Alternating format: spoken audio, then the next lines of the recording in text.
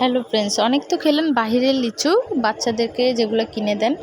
তো ফ্রেন্ডস, সেটা এখন আমি ঘরে বানাবো। হ্যালো ফ্রেন্ডস, আসসালামু আলাইকুম, welcome back to my channel. আমি সিন্ধিয়া রন মেকবুল। আশা করি সবাই ভালো আছেন, আমি অনেক ভালো।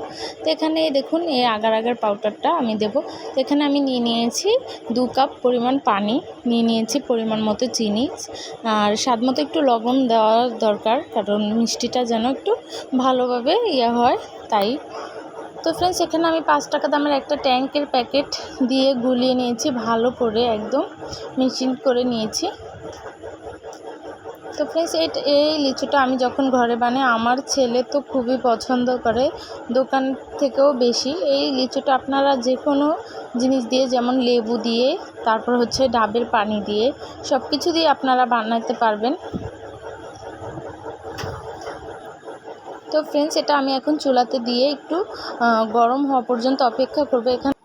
তো এটা আমি এখন বলক আসা পর্যন্ত অপেক্ষা করতেছি। আর আগার আগার পাউডারটা আমি দেওয়ার পরে দেখুন একটা চাক হয়ে আছে, এটাকে আমি চামচের সাহায্যে গুলিয়ে দিচ্ছি ভালো করে। এখন আমি বারবারই নেড়ে দিচ্ছি, যেন উতরান পর্যন্ত অপেক্ষা করতেছি।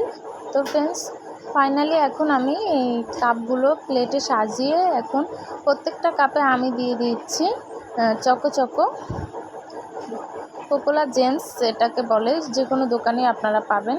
তো ফ্রেন্ডস, এগুলো এখন আমি নর্মাল ফ্রিজে রেখে দিলাম। তো ফ্রেন্ডস, দেখুন কেমন হয়। আমার বাচ্চা আর আমার ননদের বাচ্চারা সবাই মজা করে খাচ্ছে এগুলো।